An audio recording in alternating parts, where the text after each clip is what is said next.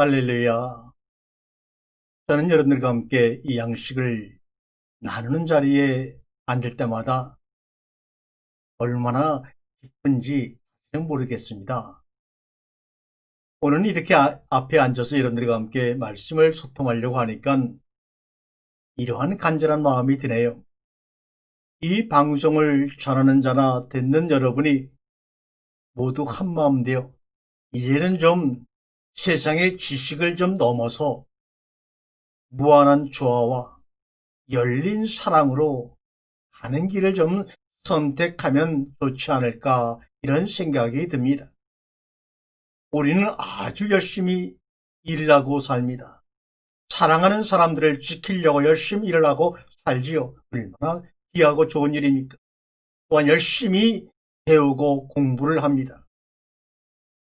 그래서 우리들의 마음을 지식으로, 믿음들로, 자료들로, 정보들로, 경험들로, 또 세상의 이야기들로 채우려고 말입니다.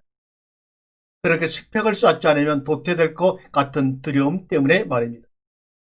그렇게 우린 인간의 생각들이 되어버리고 그 대신 우리 자신을 잊어버렸습니다. 어떻게를, 왜를, 그리고 그 모든 것의 목적을 생각하는 바쁨과 분주함 속에서 말입니다. 우리는 우리의 존재를 온갖 경험들로 유장하고 살아가고 있습니다.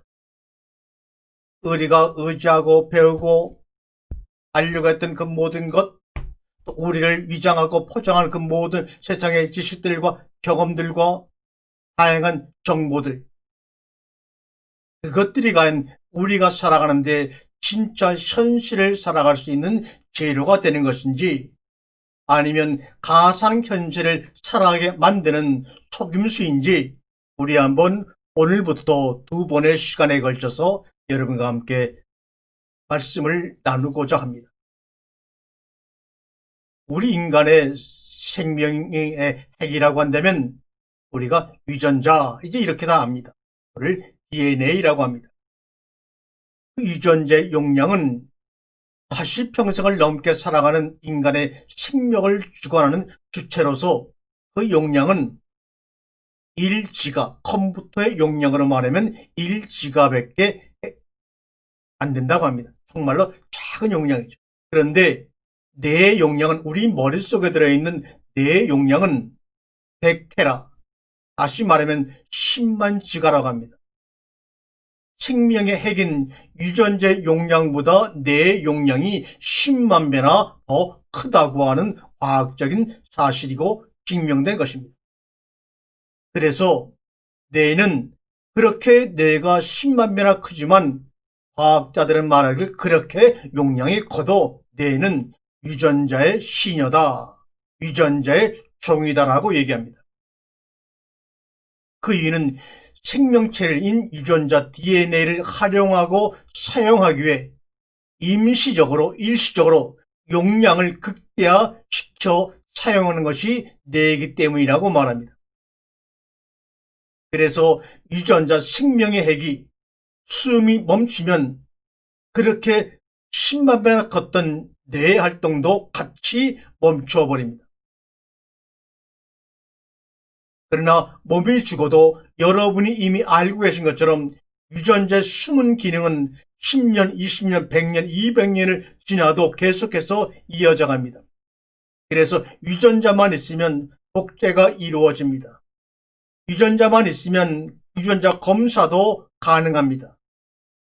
사람의 침이나 머리카락, 손톱, 발톱, 피나 피부만 가져도 그 모든 인간의 모든 하자는 피부나 손톱 속에도 우리를 구성하는 생명의 본질이 거기에 담겨 있다고 하는 것입니다. 그러나 뇌는 그렇지 못합니다. 뇌를 가지고 유전자 검사했다는 말 들어봤나요? 없습니다. 손톱이나 피부 조각을 가지고 우리 생명이 어떤 생명인지, 저 사람과 내가 부자지간한지 구별할 수 있지만 뇌를 가지고는 안 됩니다. 왜요? 숨이 멈추게 되면 내 모든 기능은 다 소멸되어 버리기 때문입니다. 또 살면서도 내 일부분을 갖추게 되면 언어를 잊어버린다든지 눈을 볼 수가 없다든지 귀로 들을 수 없다든지 이런 현상이 또 중풍이 걸린다든지 치매 걸린다든지 이런 것들이 뇌 기능의 순실에 따라서 다양하게 보여집니다. 우리가 듣고 보고 만지고 하는 오감으로 느끼고 인식하고 보는 것은 뇌의 화학적 변화의 결과라고들 얘기를 하지요. 그래서 우리가 시공간에서 오감으로 느끼고 보고 만지고 소통하는 그런 모든 것들은 유전자로 인해서 이루어진 것이 아니라 뇌의 화학적 변화다.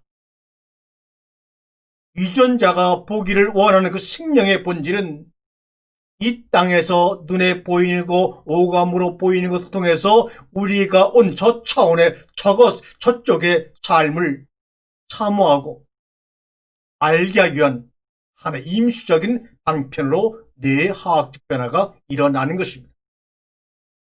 이렇게 10만 지가의 용량을 가지고 있는 뇌 뉴런은 860억 개로 이루어졌다고 합니다. 그런데 놀랍게도 한 개 뉴런이 1초에 1000번을 진동을 한다고 합니다. 그렇다면 860억 개 곱하기 1000번 하면 1초에 우리 뇌가 진동할 수 있는 진동한 횟수는 상상할 수 없는 86조 번을 진동하는 것이죠. 지금도 여러분의 뇌는 1초에 86조 번을 진동하면서 오감으로 모든 걸 느끼고 인식하게 만듭니다. 그러면 뇌런 한계라는 것이 뭔가? 라디오 주파수로 말하면 1kHz에 해당하는 것이 1뉴런입니다. 그래서 인간의 뉴런을 방송의 주파수로 바꾸면 1초에 86조 번이나 방송을 할 수가 있는 겁니다. 또한 내는 1초에 1테라바이트, 1테라바이트를 그의 용량을 처리합니다. 그런데 1테라바이트를 처리하는 내 용량을 인간의 언어로는 40비트밖에 표현을 못합니다.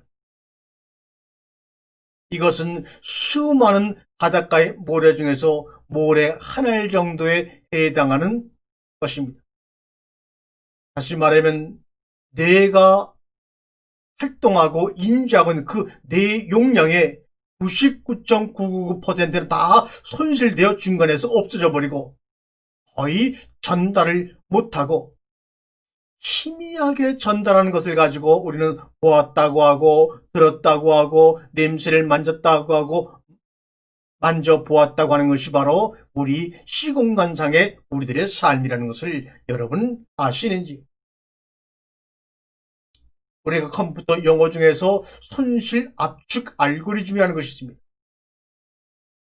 많은 것들이 손실당하지 않게 하기 위해서 압축시켜 넣은 것을 손실 압축 알고리즘이라고 합니다.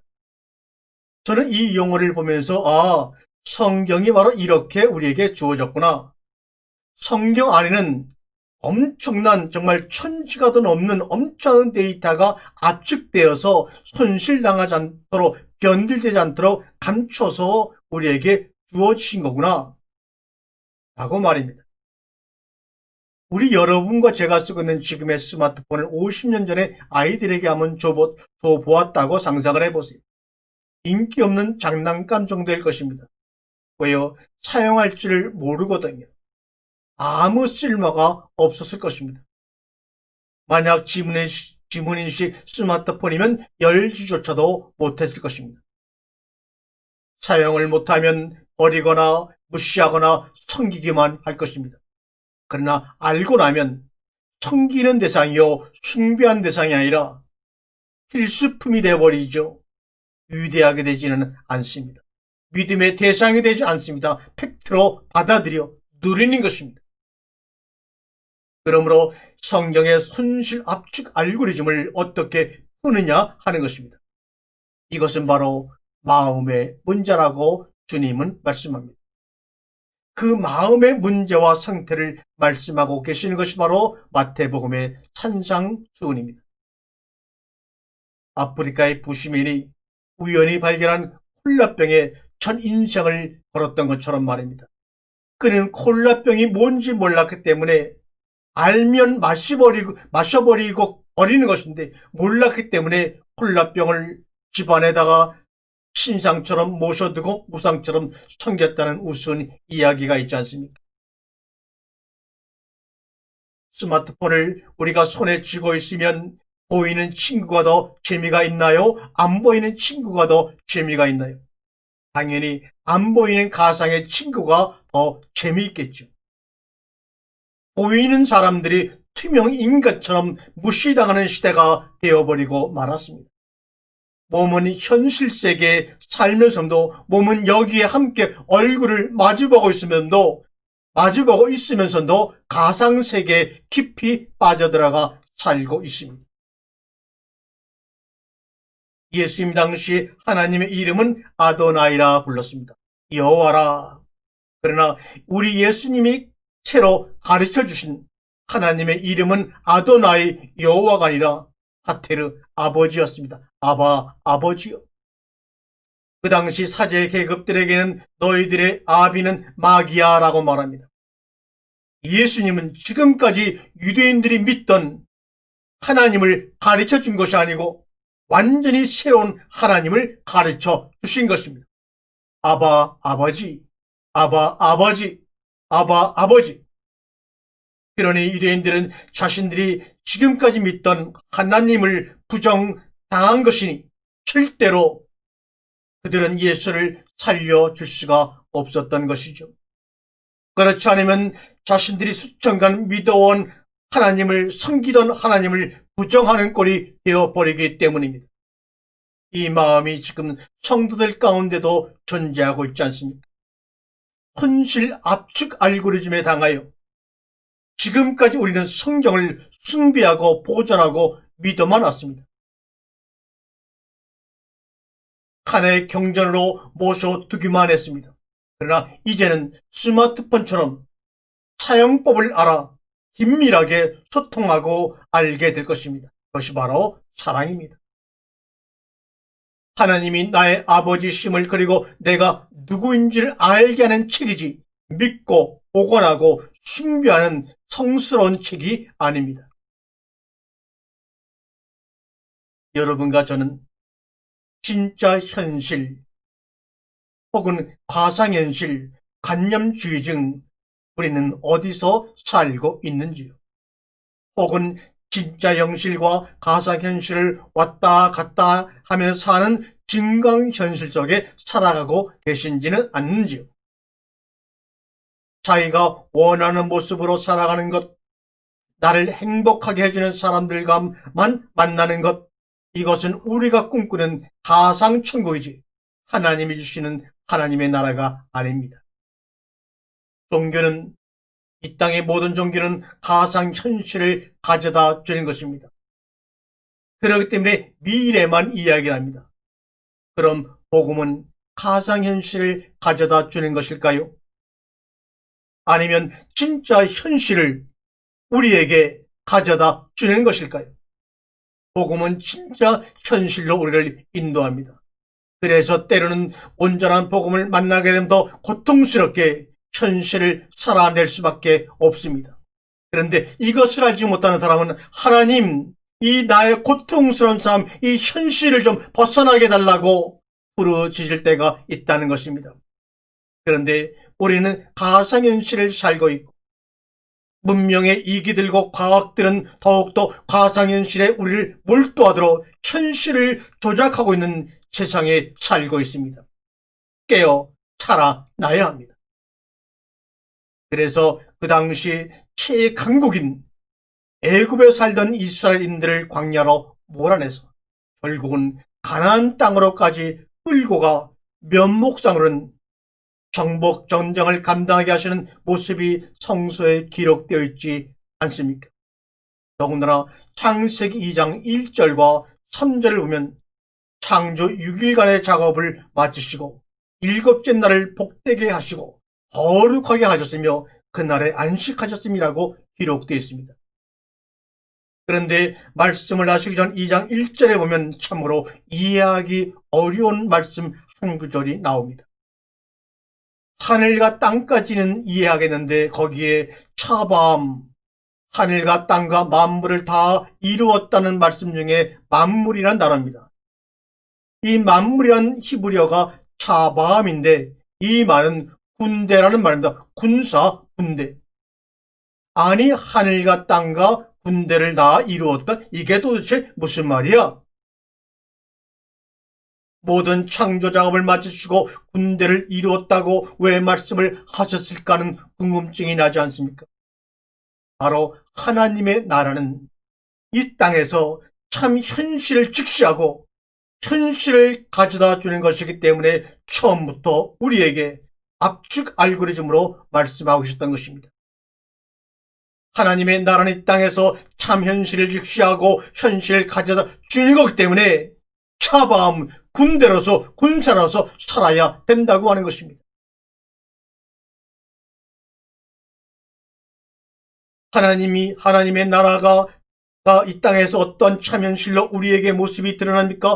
혼돈과 공허와 기쁨으로 우리에게 하나님의 신에 의해서 우리에게 다가져옵니다. 혼돈과 공허와 기쁨을 우리가 깨부수고 하나님의 나라에 들어가는 차범 군대들로 삶을 살아가야 한다는 것입니다. 바로 그 군대를 가지고 우리가 군대가 되어 광야에서 조련되고 훈련됨으로 우리는 가나안으로 진격합니다. 무엇으로 훈련되고 조련됩니까? 말씀으로 훈련되고 조련되는 것입니다. 가나안 땅으로 진격을 명하신 것입니다. 그러므로 애굽의 노예 생활과 광야의 삶과 가나안으로의 진격은 창조 수천 년이 지난 후 죄로 인해 주어지는 미래에 일어날 사건이 아닙니다. 바로 창조의 마무리 삶으로 우리에게 처음부터 하나님이 주신 것입니다. 흙으로 지음받은 숨을 쉬는 인간이 말씀으로 완성되어 하나님의 형상을 가지게 되어 하나님이 바로 자신을 낳은 참 아버지라는 현실을 깨달아 알게 하시는 과정을 인간의 언어로 기록하여 우리에게 주신 것이 바로 성서입니다. 흙으로 지음받은 숨을 쉬는 인간이 에덴에서 나오는 것이 바로 참 현실을 인식하고 자기가 누구인지를 알게 되며 하나님이 자기에게 누구인지를 알아가는 필수 과정이지. 너 이놈 아담아, 왜 내가 따먹지 말라는 선악과를 너 따먹었어? 왜 내 말 안 듣고 이렇게 불순종해? 라고 하시면서 그 선악과를 따먹은 죄로 인해 에덴에서 쫓겨나는 추방사건으로 인식하면 모든 것을 놓치게 되는 것입니다.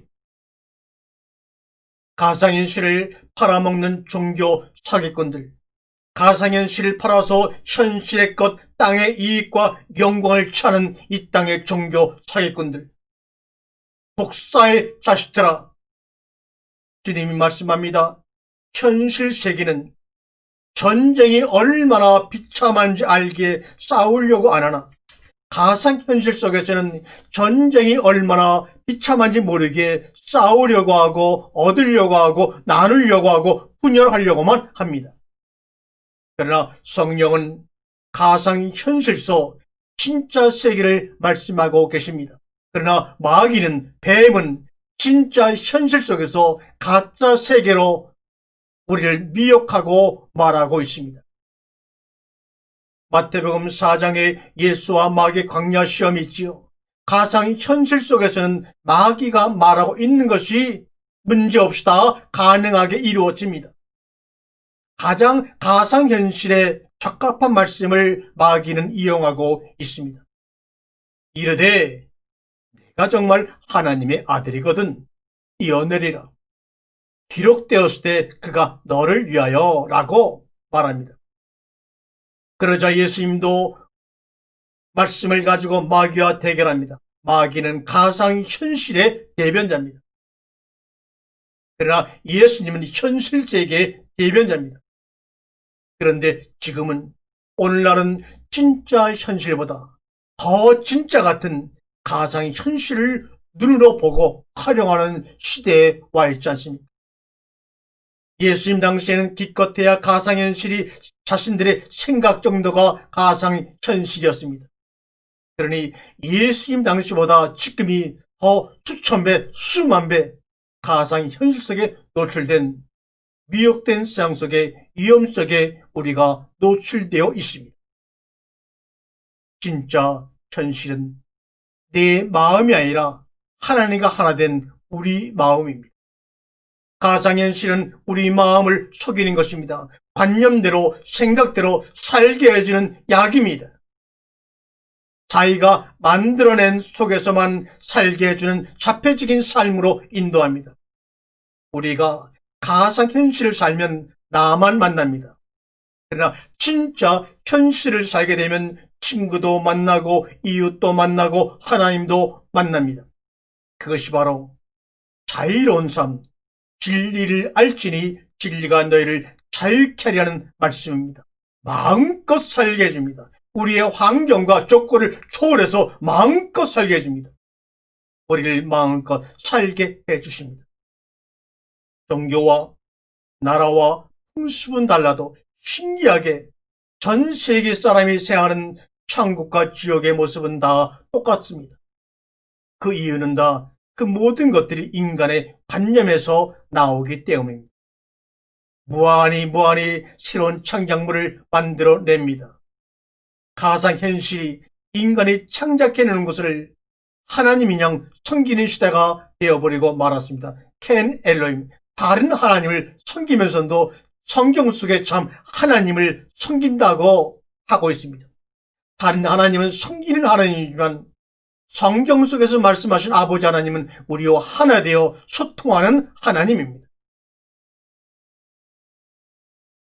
여러분, 우리는 가상현실과 참현실을 구분해서 성령께서 인도하시는 진짜 세계 현실 속에서 맞닿아 살아야 합니다. 성령께서 인도하시는 참현실의 모습은 창세기 1장 2절의 말씀 속에 그대로 노출되어 있습니다. 창세기 1장 2절의 말씀을 읽으면서 다음번에 이 말씀을 이어가도록 하겠습니다. 아멘.